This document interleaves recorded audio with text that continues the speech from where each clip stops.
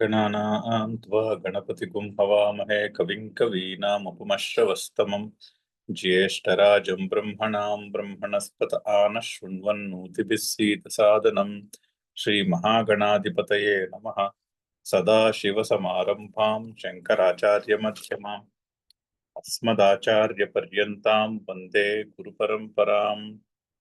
श्रुतिस्मृतिपुराणानाम् आलयं करुणालयं नमामि भगवत्पादशङ्करं लोकशङ्करम्। नारायणं नमस्कृत्य नरं चैव नरोत्तमं देवीं सरस्वतीं व्यासं ततो जयमुदीरयेत्। జై గురుదేవ్. రెండో శ్లోకం చదవాలి, చదువుదాము. ఏవం పరంపరా ప్రాప్తం ఇమం రాజర్షయో విదుః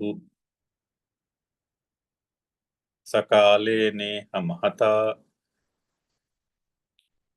యోగో నష్టః పరంతప. సో చెప్పినటువంటి యోగం అదే జ్ఞానమును స్తుతిస్తున్నాడు. ఎందుకంటే చెప్పవలసిన విషయం అంతా వేదార్థం చెప్పవలసిన విషయం అంతా కూడా పూర్తి అయినది 2-3 అధ్యాయాలు. సో అదొక పద్ధతి, ఆ జ్ఞానమును స్తుతించుట, వంశ కథనము చేత దాన్ని స్తుతిస్తున్నాను. మొట్టమొదట నేను ఈ జ్ఞానమును సృష్టి ఆదిలో సూర్యునికి చెప్పినాను. సూర్యుడు మనువుకి, మనువేమో ఇక్ష్వాకువునికి చెప్పారు. ఆ విధంగా ఆ పరంపరలో ఏవం పరంపరా ప్రాప్తం, ఈ గురు శిష్య పరంపర ద్వారా, పరం అంటే పర శబ్దం 2 సార్లు ఉన్నది, అంటే పరం అని. సో ఇది ఎలా అంటే, ఇప్పుడు ఏదో ధనం ఇచ్చారనుకోండి, ఒకళ్ళ దగ్గర ఉన్న ధనము కొంత ఇంకొకళ్ళకి ఇస్తే ఒకళ్ళ దగ్గర ఉన్న ధనం తగ్గుతుంది, ఇంకొకళ్ళ దగ్గర ఉన్న ధనము పెరుగుతుంది. సో ధనం అంతా ఒకళ్ళకి ఇచ్చేస్తే ఒకడు ధనవంతుడు అవుతాడు, ఇంకొకడు ధనం ఇచ్చేసిన వాడు ధనవంతుడు కాకుండా అయిపోతాడు. బట్ విద్యలో అలా కాదు కదా. ఒక విద్యావంతుడు ఇంకొకడిని విద్యావంతుడిని చేస్తే ఇద్దరు విద్యావంతులు పుడతారు. సో అందుకని అది పరం అంటున్నారు దాన్ని, పరంపర. సో ఈ గురు శిష్య పరంపర ద్వారా ఇమం జ్ఞానం, ఈ జ్ఞానము అంటే ఈ కర్మయోగం యొక్క జ్ఞానం గురించి చెప్తున్నారు. క్షత్రియుల ద్వారా గురు శిష్య పరంపర ద్వారా ఇది ముందుకు ఒక జనరేషన్ నుంచి ఇంకో జనరేషన్కి వచ్చింది.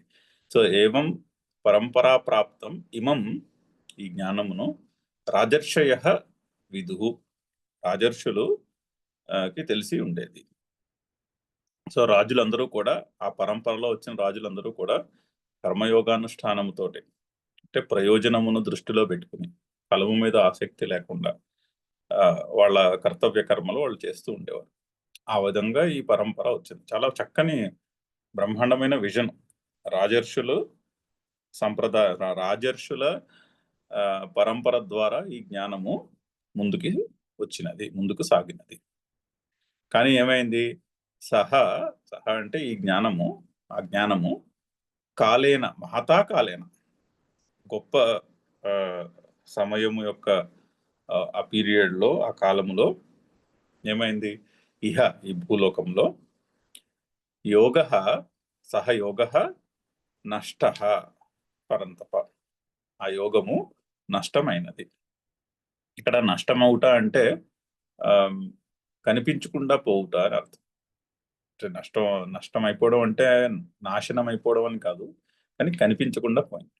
ఎందుకు కనిపించకుండా పోయింది చెప్తున్నారు. నెక్స్ట్ అవతారికలో చెప్తారు శంకర్లు. అంటే కోరికలను పక్కన పెట్టి తన కర్తవ్యాన్ని తెలుసుకుని కర్తవ్యానుష్ఠానం చేయాలి. అంటే ఫలమును పక్కన పెట్టి ప్రయోజనాన్ని దృష్టిలో పెట్టుకుని చేయవలసిన పనులు చేయాలి. కాకపోతే కోరికలు అడ్డొచ్చేసాయి అనుకోండి, కోరికలు ఎక్కువైపోతే ఆ కర్తవ్య కర్మ కనిపించకుండా పోతుంది. జీవితంలో ఎంతసేపు కామనను బట్టి చేసే కర్మలే కానీ, కామ్యకర్మలే కనిపిస్తాయి కానీ కర్తవ్య కర్మ తగ్గిపోయి క్షీణించిపోయి, అంటే చేసే పనుల లిస్టులో కర్తవ్య కర్మ తగ్గిపోయి ఓన్లీ కామ్యకర్మలే కనిపిస్తాయి. సో అది నష్ట అంటే. సో ఈ కర్మయోగము కనిపించకుండా పోయింది.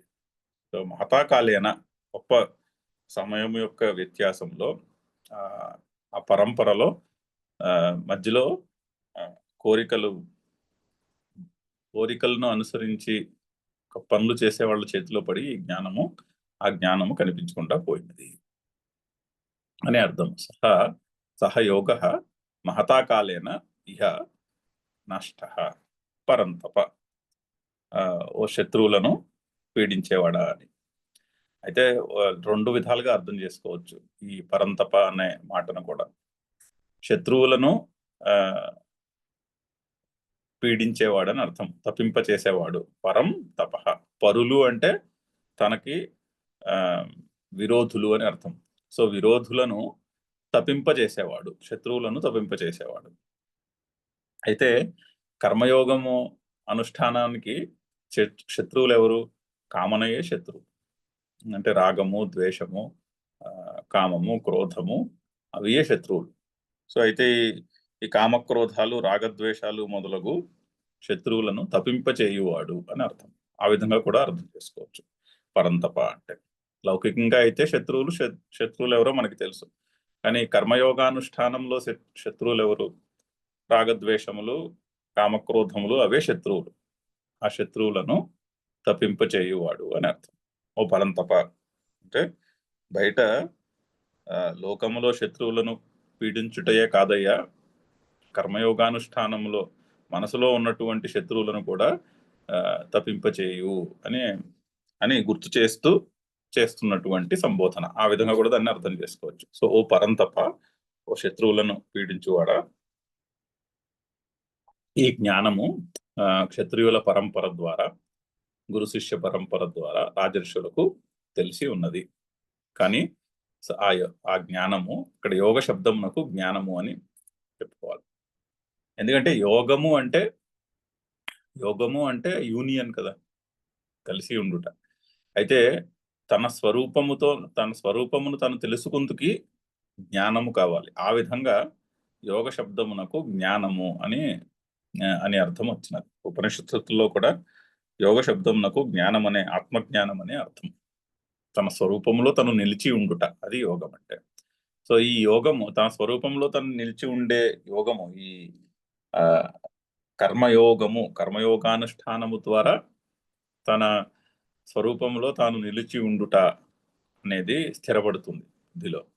సో అందుకని సహ యోగ అంటున్నారు. సో ఈ జ్ఞానము మహతాకాలేన కనిపించకుండా పోయింది. చాలా గొప్ప కాలంలో ఆ పరంపరలో, ఒకళ్ళ నుంచి ఒకళ్ళకి వచ్చే పరంపరలో మధ్యలో ఎక్కడో కనిపించకుండా పోయింది.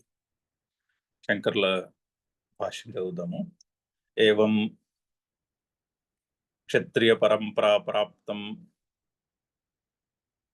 సో పరంపరా ప్రాప్తం అంటే క్షత్రియుల పరంపర అని అర్థం. పరంపరా ప్రాప్తం, క్షత్రియ పరంపరా ప్రాప్తం.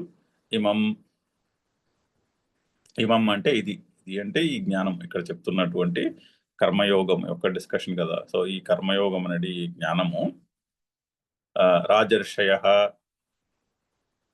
రాజానః చతే ఋషయః చ రాజర్షయ. సో రాజర్షులు అన్న పదమునకు విగ్రహవాక్యం రాజులు మరియు వాళ్ళు ఋషులు కాబట్టి రాజర్షులు. సో ఒకే మనిషి రాజుయే ఋషి అయి ఉండేవాడు, అందుకని రాజర్షయ. విదుహు ఇమం యోగం. సో విదుహు అంటే తెలిసిన వారు అని. సో రాజర్షులు ఈ యోగమును తెలిసిన వారై ఉండేవారు. ఈ కర్మయోగము ద్వారా అంతఃకరణ శుద్ధి, తద్వారా జ్ఞానప్రాప్తి, తద్వారా జ్ఞాననిష్ట, తద్వారా మోక్షము అనేటటువంటి ఈ ఈ కర్మయోగానుష్ఠానము, దాని ఫలము ఏదైతే ఉన్నదో, అవ్యయమైనటువంటి దాని ఫలం ఏదైతే ఉన్నదో దాని గురించి తెలిసి ఉండేవారు. సహయోగ ఈ జ్ఞానము కాలేన ఇహ మహతా దీర్ఘేణ. సో మహతా కాలేన అంటే దీర్ఘమైనటువంటి కాలంలో. నష్ట విచ్ఛిన్న సంప్రదాయ సంవృత్త. సో నష్ట అంటే ఇక్కడ విచ్ఛిన్న సంప్రదాయ అని చెప్తున్నా. అంటే సంప్రదాయము ఆ, కాకుండా పోయింది అని అర్థం. సంప్రదాయము అంటే సమ్యక్ ప్రదానం అని అర్థం. అంటే బాగుగా ఒకళ్ళ నుంచి ఇంకొకళ్ళకి చేరుకొనుట, ఇచ్చుట, దానికి సంప్రదాయము అని పేరు. సో ఆ విధంగా వచ్చేటటువంటి ఈ సంప్రదాయంలో వస్తున్నటువంటి ఈ జ్ఞానము విచ్ఛిన్న. అంటే ఆ సంప్రదాయము యొక్క క్వాలిటీ చెడిపోయింది. సంవృత్త అంటే ఆవరింపబడినది, అంటే ఉంది, పోలేదు ఎక్కడికి, అక్కడే ఉంది కానీ కనిపించట్లేదు. ఎందుకంటే అది కామ్యకర్మల చేత కప్పబడిపోయినది. హే పరంపర, హే పరంతప, ఆత్మనః విపక్షభూతాః పరాః ఉచ్యంతే. సో పరాహ అంటే ఆత్మనః విపక్షభూతాః, తనకు శత్రువులు ఎవరైతే ఉన్నారో వారిని పరాహ అని అంటారు. సో ఆ పరులను తపింపచేయువాడు. తాన్ శౌర్య తేజోభిగభస్తిభిః, శౌర్య తేజోగభస్తిభిః భానుః ఇవ తాపయతి ఇది పరంతపః. సో పరంతప శబ్దమునకు చక్కని విగ్రహవాక్యం. పరాహ అంటే ఆత్మనః విపక్షభూతాః, తనకు శత్రువులు అంటే తనకు విరోధులు ఎవరైతే ఉన్నారో వారు పరులు, వారిని భానుహు ఇవ తాపయతి, సూర్యుడి వలె తపింపచేస్తాడు. సూర్యుడు తన కిరణములతో చీకటిని తప్పింపచేసినట్టు శత్రువులను తప్పింపచేయువాడు అని అర్థం. ఏ విధంగా తప్పింపచేస్తారు శత్రువుల్ని? శౌర్య తేజో గభస్థిభిః, అంటే శౌర్యము తేజస్సు అనే కిరణముల చేత అని అర్థం. శౌర్యము అంటే వేలర్, అంటే శౌర్యము అంటే ఆ కేపబిలిటీ, శత్రువును జయింపగలిగే కేపబిలిటీ, అది శౌర్యం. తేజస్ అంటే ఆ సిచ్యువేషన్లో ఆ కేపబిలిటీ యూజ్ చేయగలగడం. ఇప్పుడు ఒక విద్య నేర్చుకున్నాం అనుకోండి, అవసరమైనప్పుడు దాన్ని ఉపయోగించగలుగుట, అది తేజస్సు అంటారు. సో శౌర్యము తేజస్సు. శౌర్యం ఉంటే సరిపోదు, కేపబిలిటీ ఉంటే సరిపోదు, అవసరమైనప్పుడు అది చేతికి అందాలి, దానికి తేజస్సు అని పేరు. సో శౌర్యము తేజస్సు అనేటటువంటి కిరణముల చేత సూర్యుడు చీకటిని తప్పింపచేసినట్టు శత్రువులను తప్పింపచేయువాడు అని అర్థం పరంతప అంటే. సో శత్రుతాపన ఇత్యర్థః, శత్రువులను తప్పింపచేయువాడు. ఇక్కడ ఈ కాంటెక్స్ట్ లో శత్రువులు ఎవరు? రాగము, ద్వేషము, కామము, కోరిక, కామము, క్రోధము, ఇవే శత్రువులు. ఆ శత్రువులను శౌర్యము తేజస్సు అనే కిరణముల చేత తప్పింపచేయువాడు అని అర్థం. సో శౌర్యము తేజస్సు, ఇక్కడ శౌర్యము అంటే శాస్త్రము, గురువు యొక్క మాటలు తెలుసుకుంటా శౌర్యం అవుతుంది. కానీ తెలిస్తే సరిపోదు కదా, అవసరమైనప్పుడు అవి గుర్తు రావాలి, అది తేజస్సు అవుతుంది. సో ఆ విధంగా శౌర్య తేజో గభస్థిభిః భానుః ఇవ తాపయతి, సూర్యుని వలె ఆ కిరణములతో శత్రువులను తప్పింపచేయువాడు అని. చదువుదాం శ్లోకము. ఏవం పరంపరా ప్రాప్తం ఇమం రాజర్షయో విదుః సకాలే నేహ మహతా యోగో నష్టః పరంతప. షేక్స్పియర్ నాటకంలో కూడా ఓ డైలాగ్ ఉంటుంది, there is only one darkness in the creation, that is the darkness of ignorance అని. సో ఆ విధంగా ఇక్కడ డార్క్నెస్, ఇక్కడ శత్రువు ఏమిటి? కామక్రోధములు, రాగద్వేషములు, అదే డార్క్నెస్. ఆ డార్క్నెస్ ని సూర్యుడు కిరణములతో బయట ప్రపంచంలో కనిపించే చీకటిని ఏ విధంగా నిర్మూలిస్తాడో, ఆ విధంగా తప్పింపచేస్తాడో, ఆ విధంగా అజ్ఞానం అనే చీకటిని జ్ఞానము చేత తప్పింపచేయుట అని అర్థం అక్కడ పరంతప అంటే. చాలా చక్కని వర్డ్ చాలా చక్కని ఎక్స్ప్లెనేషన్ కూడా చెప్పారు శంకర్. నెక్స్ట్ శ్లోకం చదువుతున్నాం. స ఏవాయం మయ మయానా మాయానా ఇది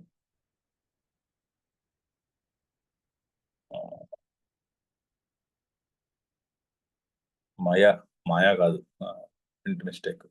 స ఏవాయం మయాతే అద్య యోగః ప్రోక్తః పురాతనః భక్తోసి మే సఖా చేతి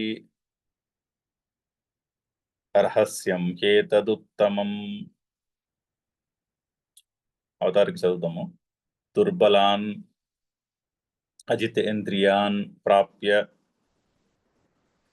నష్టం యోగం ఇమం ఉపలభ్య. అయితే శ్రీకృష్ణుడు ఈ శ్లోకం ఎందుకు చెప్తున్నాడు అంటే, దుర్బలాన్ అజితేంద్రియాన్ ప్రాప్య ఇమం యోగం నష్టం. ఈ యోగము, ఈ జ్ఞానము, కర్మయోగం అనేది ఈ జ్ఞానము, కర్మయోగానుష్ఠానము యొక్క జ్ఞానము దుర్బలాన్ అజితేంద్రియాన్ ప్రాప్య అంటే దుర్బలులు, ఎటువంటి దుర్బలులు? అజితేంద్రియాన్, ఇంద్రియము నిగ్రహము లేనటువంటి వారు. సో ఆ పరంపరలో, క్షత్రియుల పరంపరలో ఈ జ్ఞానము ముందుకు వస్తోంది.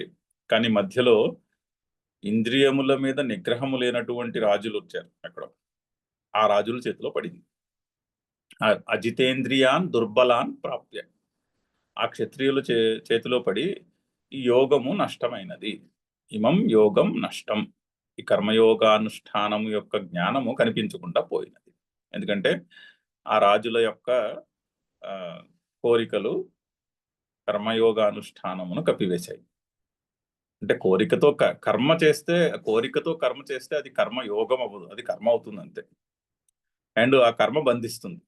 అది పుణ్యమైన కర్మ అయితే పుణ్యము చే బంధిస్తుంది, అధర్మమైనటువంటి కర్మ అయితే పాపము చే బంధిస్తుంది. కానీ కర్మ బంధిస్తుంది. కోరికతో ఎంత మంచి పని చేసినా కోరికతో చేస్తే, ఫలము మీద ఆసక్తితో చేస్తే అది బంధిస్తుంది. అందులో ఇంకా వేరే ఎక్సెప్షన్ ఏమీ లేదు. అది ఎటువంటి కర్మ అయినా సరే, అది లౌకికమైన కర్మ కావచ్చు, అలౌకికమైన కర్మ కావచ్చు, బంధించియే తీరుతుంది. సో అటువంటి వారి చేతిలో పడింది, కర్మలు చేసే వాళ్ళ చేతిలో పడింది. కోరికతో కర్మ చేస్తే అది కర్మయే అవుతుంది, కర్మయోగం అవ్వదు. కర్మయోగంగా తీర్చిదిద్దాలి అంటే ఫలము మీద, అంటే నాకేమొస్తుంది ఈ పనిలోంచి అనేటటువంటి క్వశ్చన్ మీద ఫోకస్ పక్కన పెట్టి, ఈ పని యొక్క ప్రయోజనం ఏమిటి అనే, వీళ్ళ పని యొక్క లార్జర్ ఇంపాక్ట్ ఏమిటి అది దృష్టిలో పెట్టుకుని చేయడం, అది కర్మయోగం అవుతుంది. రాజులు అలా ప్రవర్తించాలి. అటువంటి రాజుల యొక్క పరంపరలో వస్తున్నటువంటి జ్ఞానము అజితేంద్రియాన్ దుర్బలాన్ ప్రాప్య, ఇంద్రియ నిగ్రహం లేనటువంటి, అంటే కోరికల మీద ఫోకస్ ఎక్కువ ఉన్నటువంటి రాజుల చేతిలో పడి యోగం నష్టం, ఇమం యోగం నష్టం ఉపలభ్య, ఇలా నష్టం అయిపోయినది, కనిపించకుండా పోయినది అని చూచి భగవానుడు ఓ పరిస్థితి ఎలా అయిందని చూచి ఏం చేస్తున్నాడు అంతేకాకుండా లోకంచ అపురుషార్థ సంబంధినం. ఇక్కడ లోకం అంటే మనుషులని అర్థం. సో మనుషుల యొక్క ప్రవర్తన ఎలా అయిపోయింది? అపురుషార్థ సంబంధినం అయిపోయింది. పురుషార్థమును గురించి సంబంధము లేకుండా అయిపోయింది. పురుషార్థము అంటే ultimate purpose of this life, of the human life అని అర్థము పురుషార్థము అంటే. So ultimate purpose of human life ఏంటి? హ్యూమన్ లైఫ్కి ఆలోచించండి, మానవుడి యొక్క జీవితానికి వేరే వేరే జీవుల యొక్క జీవితానికి ప్రైమరీ డిఫరెన్స్ ఎందుకంటే ఆ జీవులు కూడా పంచమహాభూతములతోనే చేయబడ్డాయి. ఆ జీవులు కూడా సత్వరజస్తమో గుణముల యొక్క కాంబినేషన్తోనే చేయబడ్డాయి. వాటికి కూడా ఈ మనము మనస్సు, బుద్ధి, అహంకారము, ఈ మనస్సు, బుద్ధి, చిత్తము, శరీరము, ఇవన్నీ వాటికి కూడా ఉన్నాయి. తెలుస్తూనే ఉంది వాటికి కూడా ఉన్నాయని. కాకపోతే ఒకటే ప్రైమరీ డిఫరెన్స్ ఒకటి ఏంటంటే, ఇంద్రియముల మీద నిగ్రహము సాధించగలిగే సామర్థ్యము ఓన్లీ మానవునికి మాత్రమే ఉన్నది. సో ఇంద్రియముల మీద నిగ్రహమును అలవరుచుకుని తన స్వరూపం ఏమిటో తెలుసుకునేటటువంటి సామర్థ్యం ఓన్లీ మానవుడికే ఉన్నది. ఇంకా ఏ జీవికి కూడా ఆ కేపబిలిటీ లేదు. సో అందుకనే రామాయణంలో రావణాసురుడిని మానవుడు ఒక్కడే జయించగలడు. రావణాసురుడు ఇంద్రియముల యొక్క కంట్రోల్లో ఉండే మనిషికి ప్రతీక. ఆ ఇంద్రియ అంటే మిగిలిన జీవులన్నీ కూడా ఎన్ని లక్షల కోట్లు జీవులు ఉన్నాయో అవన్నీ కూడా ఇంద్రియముల యొక్క కంట్రోల్లోనే ఉంటాయి. సో అవి ఏవి రావణాసురుడిని జయించలేవు. ఎందుకంటే రావణాసురుడు ఇంద్రియముల యొక్క కంట్రోల్లో ఉండే మనిషికి ప్రతీక, ఉండే జీవికి ప్రతీక. సో అయితే ఒకే ఒక్క జీవి ఇంద్రియముల మీద నిగ్రహము సాధించగలదు, అది మానవుడు. అందుకనే రావణాసురుడిని ఓన్లీ మానవుడే, రావణాసురుడికి ఉన్న వర్ణంలో మానవుడు ఎక్స్క్లూడెడ్. ఎందుకంటే ఓన్లీ మానవుడే ఇంద్రియముల మీద నిగ్రహము సాధించగలడు. సో ఇప్పుడు అలా తెలుసుకుంటే పురుషార్థం ఏమైనది, మానవుని యొక్క అల్టిమేట్ పర్పస్ ఆఫ్ లైఫ్ ఏమైనది? ఆ పురుషార్థం ఏమిటంటే నాకు మిగిలిన జీవుల కంటే విడిగా ఉన్నటువంటి సామర్థ్యమును తెలుసుకొనుట, అదే పురుషార్థం. ఆ విధంగా పురుషార్థం అంటే మోక్షము అని అర్థం. పరమ పురుషార్థం అంటే మోక్షము. పురుషార్థాలు 4 చెప్పిన ధర్మము, అర్థము, కామము, మోక్షము అని చెప్తారు. 4 పురుషార్థాలు. అందులో ధర్మార్థ కామాలు ఒక సెట్టు, దానికి త్రివర్గము అని పేరు. మోక్షము ఒక సెట్టు, దానికి అపవర్గము అని పేరు 4వ పురుషార్థానికి.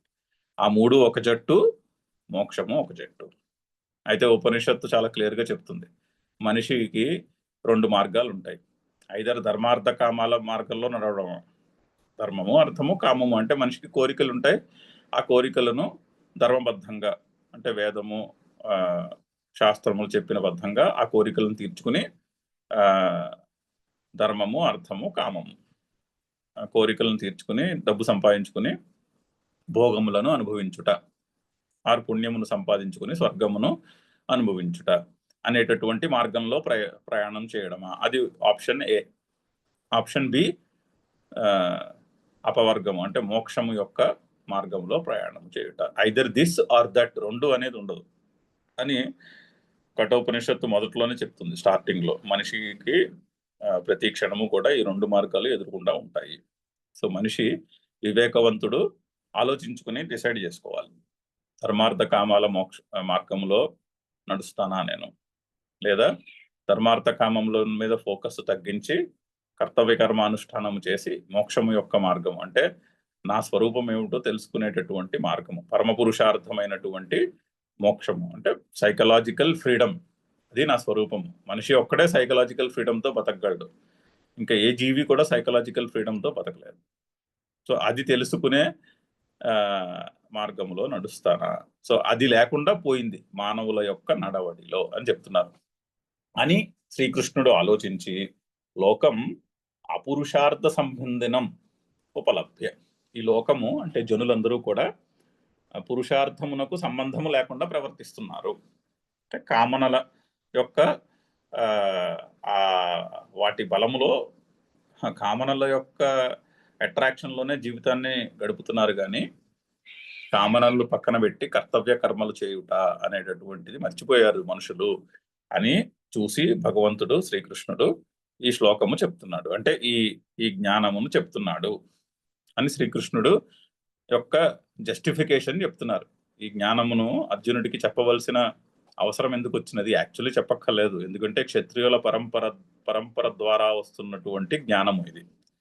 సో మరి అర్జునుడు క్షత్రియుడే కదా, సో బై డిఫాల్ట్ అతనికి తెలిసి ఉండాలి, దీని గురించి చెప్పవలసిన అవసరం ఉండకూడదు. బై డిఫాల్ట్ అతనికి తెలిసి ఉండాలి, అతను దీనిని దృష్టిలో పెట్టుకునే అతని నడవడి ఉండి ఉండాలి.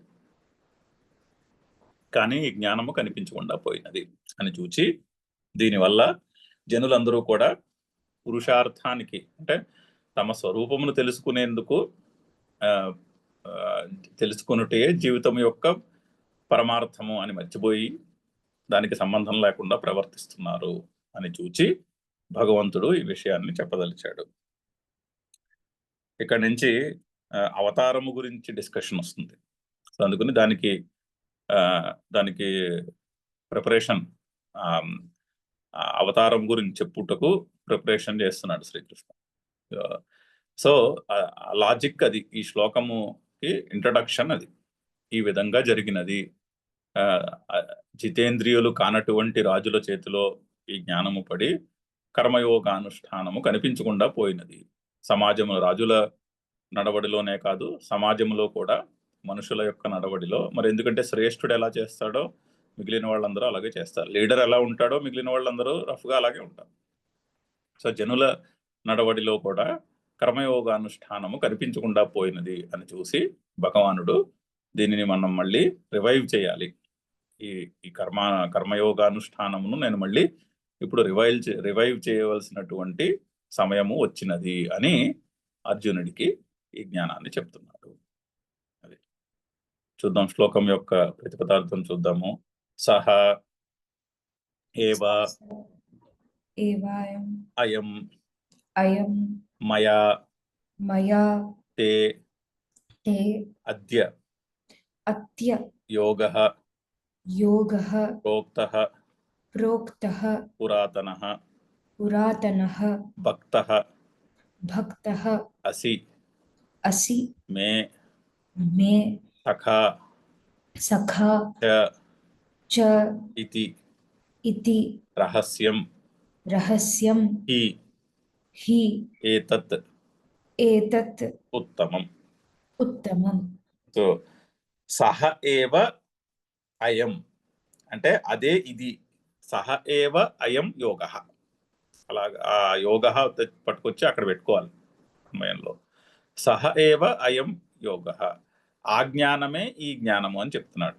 అంటే సృష్టి ఆదిలో నేను సూర్యునికి ఏ జ్ఞానమునైతే చెప్పానో, కర్మయోగానుష్ఠానము గురించి ఏ జ్ఞానమునైతే చెప్పానో అదే ఇప్పుడు నీకు చెప్పినటువంటి ఈ జ్ఞానము అని చెప్తున్నాడు. అదే ఇది అని చెప్తున్నాడు. సో ఆ విధంగా చూస్తే ఈ జ్ఞానము ఏన్షియంట్ అండ్ మోడర్న్ రెండు ఒకేసారి. ఇది ఏన్షియంట్ జ్ఞానము కానీ ఇప్పుడు కూడా రెలవెంట్. సో ఇది మోడర్న్ జ్ఞానము అని చెప్తున్నాడు. సహ ఏవ అయం యోగ పురాతన. సో పురాతనమైనటువంటి ఈ జ్ఞానము. సహ ఏవ అయం పురాతన యోగ ఆర్ సహ ఏవ పురాతన అయం యోగ అని చెప్పుకోవచ్చు. సో అప్పుడు చెప్పినటువంటి పురాతనమైనటువంటివి, పురాతనము అంటే ఎవర్ రిలవెంట్ అనే అర్థం. పురాతనమైనటువంటి ఈ జ్ఞానమును మయా నా చేత తే నీకు అద్య ఈరోజు ప్రోక్త చెప్పబడిన. సో ఇది వరకు సృష్టి ఆదిలో సూర్యునికి నేను ఏ జ్ఞానం అయితే చెప్పినానో కర్మయోగానుష్ఠానము గురించి, తద్వారా జ్ఞాననిష్టకు యోగ్యత, అంతఃకరణ శుద్ధి, తద్వారా జ్ఞాననిష్టకు యోగ్యత, తద్వారా తన స్వరూపమును తను తెలుసుకుంటా, తద్వారా మోక్షం అనేటటువంటి ఈ క్రమము, జ్ఞానానుష్ఠానము యొక్క క్రమం ఏదైతే ఉన్నదో అదే నీకు ఈరోజు నేను చెప్పినాను. ఎందుకు నీకు చెప్పాను? భక్తః అసి, నీవు నా భక్తుడవు అయి ఉన్నావు చెప్పాడు కదా అర్జునుడు. ఫైనల్ గా గివప్ కొట్టేసి ఇంకా నాకు ఏం చేయాలో తోచట్లేదయ్యా, నువ్వే ఆలోచించి చెప్పన్నాడు. సో భక్తః అసి, నీవు నాకు భక్తుడవు అయి ఉన్నావు. సఖాచ ఇతి, సఖుడవు కూడా, అంటే నాకు బాగా కావలసిన వాడవు కూడా అని. ఈ రహస్యం ఏతద్ ఉత్తమం. అక్కడ హీ ఉంది. హీ అంటే ఎందుకంటే, నీకెందుకు చెప్పాను, నీకు ఆ హీ ముందు పెట్టుకోవాలి సెంటెన్స్. ఎందుకంటే భక్తః అసి, నీవు త్వం, అక్కడ త్వం పెట్టుకోవాలి. అసి అనేది మధ్యమ పురుష క్రియాపదం, వర్బ్, మధ్యమ పురుషకు వచ్చినటువంటి వర్బ్. సో అక్కడ త్వం సెంటెన్స్ లో లేకపోయినా త్వం అనేది పెట్టుకోవాలి. త్వం భక్తః అసి మే, త్వం మే భక్తః అసి, నీవు నాకు భక్తుడవై ఉన్నావు. మే సఖాచ ఇతి, నా సఖుడవు కూడా అయి ఉన్నావు. అందుకని ఏతద్ ఉత్తమం రహస్యం, ఈ ఉత్కృష్టమైనటువంటి రహస్యము అంటే కనిపించకుండా పోయినదని అర్థం. అందుకనే అక్కడ నష్ట శబ్దానికి నాశనం అయిపోయిందని చెప్పట్లేదు అర్థం, కనిపించకుండా పోయిందని చెప్తున్నారు. రహస్యం అయిపోయింది, గుహ్యం అయిపోయింది. ఎందుకంటే కప్పబడిపోయింది. అంటే కామ్యకర్మలతో నిండిపోయినటువంటి సమాజంలో కనిపించే పద్ధతులలో కర్మయోగానుష్ఠానము రహస్యం అయిపోయింది, కనిపించకుండా పోయినది. సో ఉత్తమమైనటువంటి ఈ రహస్యమును నీకు నేను ఇప్పుడు చెప్పినాను. ఎందుకంటే ఈ కర్మయోగానుష్ఠానమును మళ్ళీ రివైవ్ చేయవలసినటువంటి సమయము వచ్చినది కాబట్టి నీవు యోగ్యుడవు.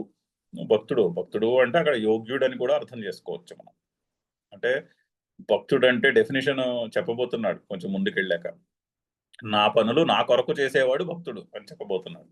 సో అర్జునుడిలో ఆ క్వాలిటీ ఉంది. అర్జునుడు ఫైనల్లీ అలాగే చెప్పాడు, ఇంకా నాకు ఆలోచించే శక్తి, నాకు ఆలోచన సరిగ్గా దొరకట్లేదు, సో నువ్వేం చెప్తే అది చేస్తాను, నువ్వేం చెప్తావో అది నీ కొరకు చేస్తానని సమర్పణ భావంతో ప్రశ్నించాడు. అందుకని ఇక్కడ భక్త అని చెప్తున్నాడు.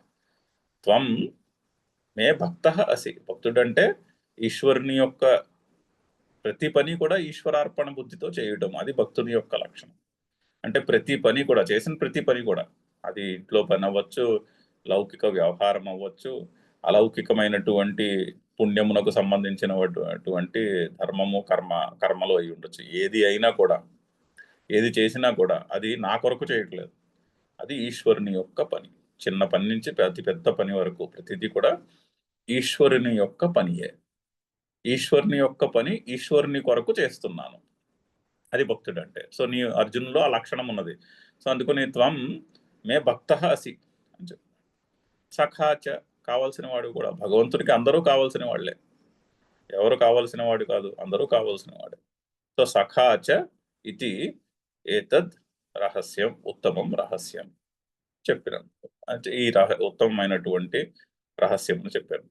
ఇప్పుడు మీరు గురుదేవులు లాంటి వాళ్ళ దగ్గరికి వెళ్ళారనుకోండి, అందరూ కావాల్సిన వాళ్లే, వాళ్ళకి ఎవరిని నువ్వు నాకు కావాల్సిన వాళ్ళు కాదంటారు, ఎవరిని అనరు, అందరూ నా వాళ్లే, అందరూ కలిసిన కావాల్సిన వాళ్లే. అందుకని నీవు సఖాచ ఇది మే సఖా చ ఇది, నీవు నాకు కావలసిన వాడవు కూడా.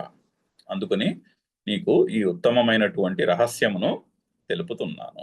అంటే యోగ్యుడికి చెప్తే ఆ యోగ్యుడి ద్వారా మళ్ళీ ఈ పరంపర తాను నెక్స్ట్ జనరేషన్కి తాను చెప్పుట అనే, ఆరు తన నడవడిలో ఈ కర్మయోగ అనుష్ఠానము చేసి మిగిలిన వాళ్ళని ఇన్స్పైర్ చేయగలడు అలా చేయటానికి అనే ఉద్దేశంలో ఈ జ్ఞానమును అర్జునుడికి చెప్పినాడు.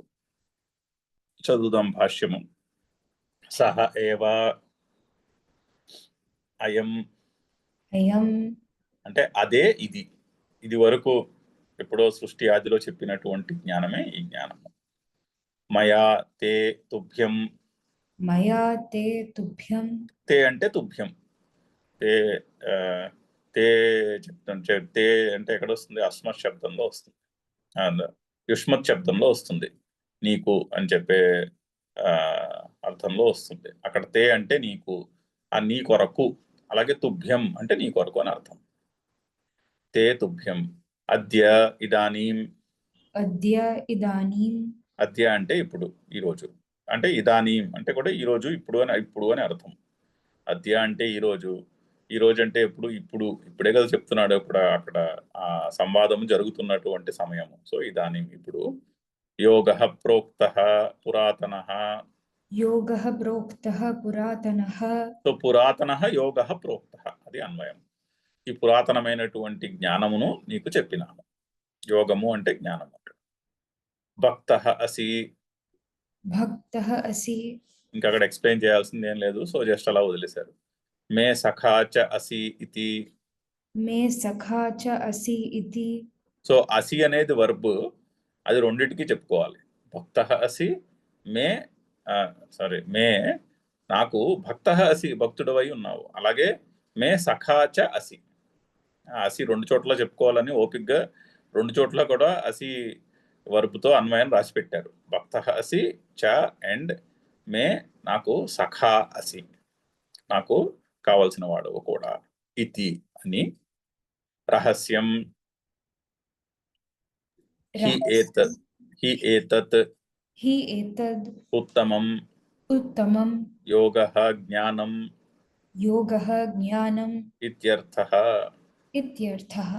హి ఎందుకంటే, అంటే నీవు నాకు సఖుడవు, భక్తుడవు, ఆ కారణము చేత. ఈ ఏతత్ రహస్యం, ఈ రహస్యమును. ఎటువంటి రహస్యము? ఉత్తమం, ఉత్తమమైనటువంటి రహస్యము. అంటే ఏమిటి? యోగము అంటే ఏమిటి? జ్ఞానము అని అర్థము. ఉత్తమం రహస్యం అంటే ఉత్తమమైనటువంటి జ్ఞానమును నీకు నేను చెప్పినాను. అందుకనే రహస్యం అన్నారు. ఎందుకంటే అది అక్కడే ఉంది. ఇప్పుడు నా స్వరూపం ఏమిటి అనుకుంటే చాలా సార్లు ఆ డిస్కషన్ చెప్పుకున్నాం. ఆ స్వరూపము ఈ మనస్సు, బుద్ధి, అహంకారము, చిత్తము, శరీరము ఇది నా స్వరూపము కాదు. మనోబుద్ధి అహంకార చిత్త అని నా స్వరూపము కాదు. మరి నా స్వరూపం ఏమిటి? శివోహం, శివ అహం. శివ అంటే మంగళమైనట్టు, మంగళ స్వరూపము అని అర్థం. అదే ప్రకాశము అని అర్థం. సో నా స్వరూపము ఈ మనసు, బుద్ధి, అహంకారము, శరీరము ఏ ప్రకాశములో నా అనుభవానికి వస్తున్నాయో ఆ ప్రకాశమే నా స్వరూపం. ఆ ప్రకాశం ఎక్కడున్నది? అక్కడెక్కడో వేరే చోట్ల ఎక్కడో లేదు, ఇక్కడే ఉన్నది, మన హృదయంలోనే ఉన్నది. కానీ ఫోకస్ ఎక్స్టర్నల్ గా ఉండేసరికి కనిపించుకుంటా పోతుంది. అందుకుని రహస్యమైనది. అంతేనే కానీ అక్కడెక్కడో మనకి చిన్నప్పుడు కథల్లో చందమామ కథల్లో ఉన్నట్టు రాక్షసుడి ప్రాణం రహస్యంగా ఎక్కడో కొండలో, గుహలో, చిలకలో, పంజరంలో ఉన్న చిలకలో ఉంటుంది. అది రహస్యం. అటువంటి రహస్యం కాదు ఇది. ఇక్కడ రహస్యం ఏంటంటే ఇక్కడ నా హృదయంలోనే ఉన్నది ఆ ప్రకాశ రూపమైనటువంటి నా స్వరూపం. కానీ రాగద్వేషములు, కామక్రోధములు, శరీరాభిమానము, దేహాభిమానము మొదలగు నేనంటే ఈ శరీరము అనేటటువంటి ఐడియా ఉంటుంది. హుఐ అంటే ఈ శరీరము నేను, ఈ శరీరము మనస్సు యొక్క సంఘాతము నేను అనేటటువంటి ఒక రాంగ్ ఐడియా ఉంటుంది. ఆ ఐడియా చేత కప్పబడిపోయినది. అందుకున్నది రహస్యము. ఓకే, శ్లోకం చదువుదాం ఇంకోసారి. స ఏవాయం మయాతే అద్య యోగః ప్రోక్తః పురాతనః భక్తోసి మే సఖా చేతి రహస్యం హేతదుత్తమం.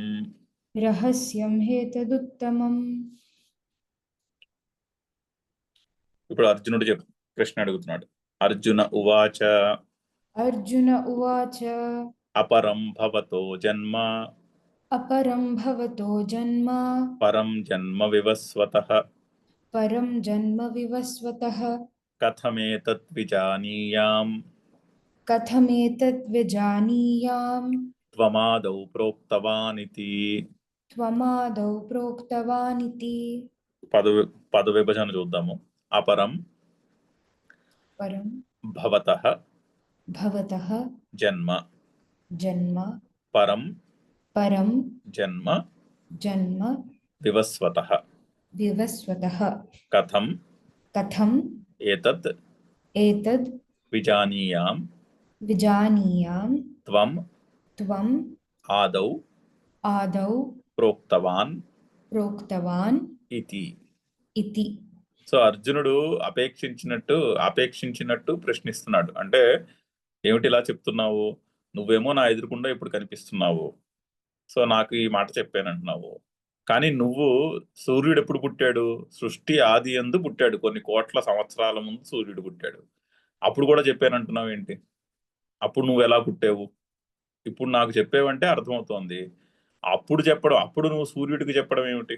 అదేం మాట అని ప్రశ్నిస్తున్నాడు భగవానుడిని. ఇదేదో నాకు వినడానికి ఏం పెద్ద పెద్ద బాగా లేదు. ఇప్పుడు నా ఎదురుకుండా కనిపిస్తున్నావు, అదైతే అర్థమవుతోంది. కానీ అప్పుడెప్పుడో కొన్ని కోట్ల సంవత్సరాల ముందు నువ్వు సూర్యుడికి చెప్పానంటావేమిటి అని ఆపేక్షిస్తున్నాడు. ఆ అపేక్షగా ఈ ప్రశ్న వేస్తున్నాడు. అంటే అర్జునుడికే కాదు, ఈ తర్వాత ఈ మాట విన్న వాళ్ళకు కూడా మనసులో ఈ ప్రశ్న ఉదయించవచ్చు. సో ఇదేమిటిది, ఇది కన్ఫ్యూజింగ్ గా ఉన్నదే ఈ మాట అని అర్జునుడు భగవంతుడిని ప్రశ్నిస్తున్నాడు. శంకర్ల ఇంట్రొడక్షన్ లో కూడా అదే చెప్తున్నారు. చదువుదాం ఒకసారి శంకర్ల ఇంట్రొడక్షన్. అవతారిక. భగవత విప్రతిషిద్ధం ఉక్తం ఇతి మా భూత్ కస్యచిత్ బుద్ధిః ఇతి పరిహారార్థం చోద్యమివ కుర్వన్ कुर्वन् సో ఈ శ్లోకానికి అవతారిక ఇంట్రడక్షన్. అర్జునుడి ప్రశ్న ఎందుకు వేస్తున్నాడు అంటే, భగవంతుని చేత విప్రతిషిద్ధం ఉక్తం ఇది, అంటే కాన్ఫ్లిక్టింగ్ మాటలు చెప్పాడా. విప్రతిషిద్ధం అంటే విరోధములుగా కనిపించేటటువంటి మాటలు. ఓకే, ఒకదానికొకటి విరుద్ధముగా చెప్పాడా అని అనిపిస్తోంది. ఎందుకంటే ఈ రోజు ఇప్పుడు నీకు చెప్పానంటున్నాడు, నీకు చెప్తున్నాను అంటున్నాడు. మళ్ళీ సృష్టి ఆది యందు కొన్ని వేల కోట్ల సంవత్సరాల ముందు నేను సూర్యుడికి ఈ జ్ఞానం చెప్పాను అంటున్నాడు. పోనీ అదేదో 4 రోజుల క్రితం చెప్పాడంటే, 4 ఏళ్ల క్రితం చెప్పాడంటే అర్థం చేసుకోవచ్చు. కానీ ఈ విధంగా చెప్పేసరికి విరుద్ధముగా కనిపిస్తున్నది. ఇది మాభూత్ కస్యచిత్, ఎవరు కూడా కస్యచిత్ బుద్ధి ఇది మాభూత్, ఎవడు కూడా ఈ విధంగా అనుకోకూడదు. అలాగా భగవంతుడు విరుద్ధమైన మాటలు చెప్తున్నాడు అని ఎవడి బుద్ధిలోనూ కూడా వాళ్ళు అలా అనుకోకూడదు అని దాని పరిహారార్థం ఈ విరుద్ధమైనటువంటి మాటను క్లారిఫై చేయాల్సినటువంటి అవసరం ఉన్నది అని.